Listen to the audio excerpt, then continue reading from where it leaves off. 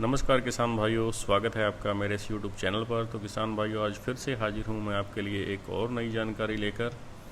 तो इस वीडियो में आज आपको बताएंगे कि चप्पल टिंडा या चप्पन कद्दू की खेती आपको कैसे करनी है और किस विधि से आप करके अधिक से अधिक मुनाफा, कम समय कम खर्च पे आप अच्छा मुनाफा कमा सकते हो।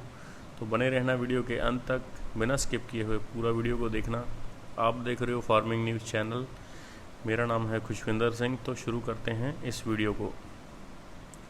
तो किसान भाइयों, सबसे पहले एक छोटी सी विनती है आपसे कि आप मेरे इस चैनल को ज़्यादा से ज़्यादा सपोर्ट करें और सब्सक्राइब करें। तो चलिए ज़्यादा टाइम वेस्ट ना करते हुए शुरू करते हैं इस वीडियो को।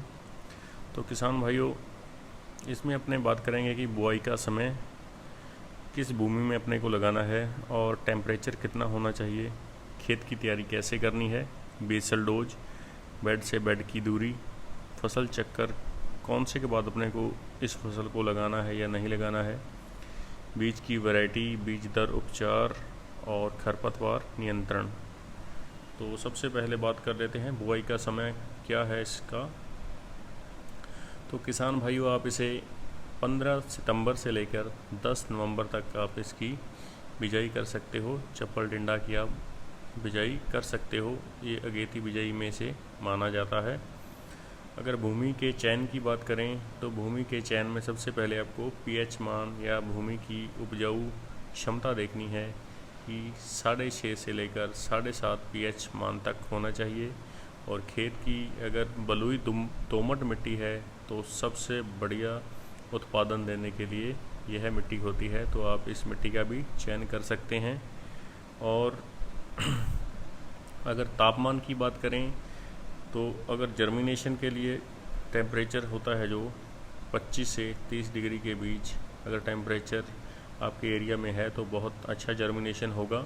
और पौधों के बढ़वार के लिए बात करें तो 15 से 30 डिग्री टेम्परेचर इसके लिए बहुत ही अच्छा होता है, जिससे इसके पौधे बहुत अच्छे से विकास करते हैं। अब बात करते हैं खेत की तैयारी की। खेत की तैयारी की देखें तो अपने सबसे पहले ये देखना है कि जिस भूमि में या जिस खेत में अच्छे जल की निकासी है, पहले तो उसका चयन करना है। उसके बाद अपने को 2 से 3 गहरी जुताई कर देनी है, रूटावेटर लगा देना है और पाटा लगाकर ज़मीन को छोड़ देना है। तो अब देसी खाद की बात करते हैं। देसी खाद अगर आपके पास है तो 4 से 5 ट्राली बिखेर कर आप उसे अच्छे से बिखेर दें ज़मीन में और उसके बाद पाटा लगा दें। अगर आपके पास देसी खाद की व्यवस्था नहीं है या कम है तो आप बेसल डोज के रूप में डीएपी 40 किलो प्रति एकड़, यूरिया 25 किलो प्रति एकड़, सल्फ़र 5 किलो और पोटाश 40 किलो प्रति एकड़ के हिसाब से ये सभी आपको लेने हैं और अच्छे से छिड़काव करके रोटावेटर लगाकर फिर से पाटा लगा देना है। तो इसके बाद अगर बात करते हैं बेड से बेड की दूरी और पौधे से पौधे की दूरी। बेड से बेड की दूरी आपको 1.5 मीटर बनानी है और पौधे से पौधे की दूरी आपको 80 सेंटीमीटर रखनी है। और मल्चिंग विधि द्वारा ही आप इसे लगा सकते हो और ड्रिप लगा सकते हो उसमें। अब बात आती है सबसे इम्पोर्टेंट, जो कि है फसल चक्कर, किसके बाद अपने इस फसल को नहीं लगाना है। तो किसान भाइयों, अगर आप चप्पल कद्दू या चप्पल टिंडा की फसल लगा रहे हो तो आपको उससे पहले खीरा, खरबूजा, लौकी, कद्दू, तरबूज आदि ये फसल ना लगाए हों उस ज़मीन में। इसका कारण ये होता है कि इसमें रोग और जो कीट होते हैं वो बहुत हो जाते हैं उस फसल में।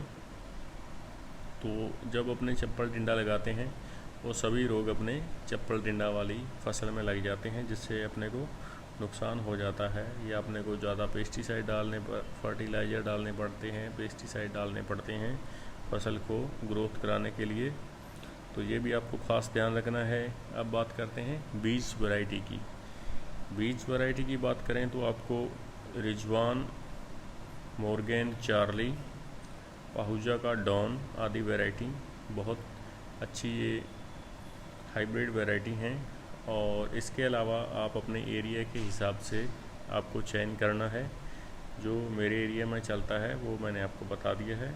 इसके अलावा आप अपने एरिया वाला बीज को ही चयन करें। बीज दर व उपचार की बात देखें तो बीज दर आपको लगभग 2.5 किलो प्रति एकड़ के हिसाब से लेना है। और इसके बीज के रेट की भी अगर बात कर लें तो ये 10,000 रुपये प्रति किलो के हिसाब से मिलता है। काफ़ी महंगा बीज होता है इसका। तो इसके उपचार की बात करें तो आपको 2.5 से 3 ग्राम थीरम लेना है, जिससे कि अच्छे से बीज को उपचारित करके आपको लगाना चाहिए, क्योंकि इसमें फंगस वगैरह की दिक्कत ना आए, आपकी फसल अच्छे से चले। अगर एक और जुगाड़, देसी जुगाड़ है, उसको मैं बताऊं तो उसमें आप गौमूत्र ले लीजिए, थोड़ा गुड़ ले लीजिए और फिटकड़ी को तीनों को मिलाकर 48 घंटों तक भिगो कर रखें और उसमें भी आप बीज को उपचारित कर सकते हो।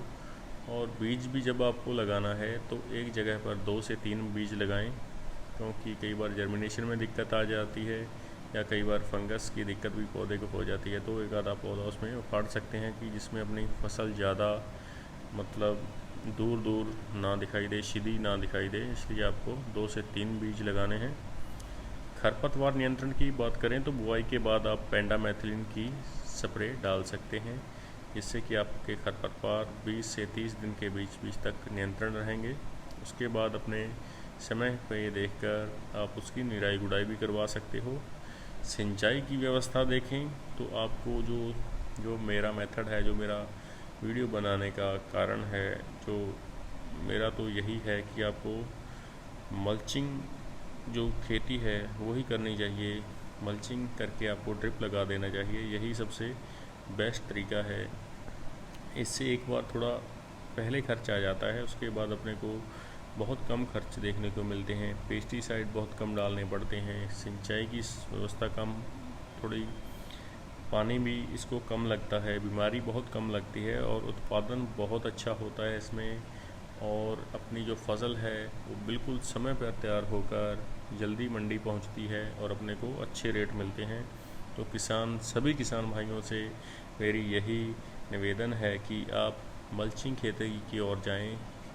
एक बार थोड़ा ज़रूर लगता है कि अपने को दिक्कत आती है नई खेती करने में, लेकिन आपको इसी खेती की ओर आना चाहिए। बहुत अच्छी खेती है इसे।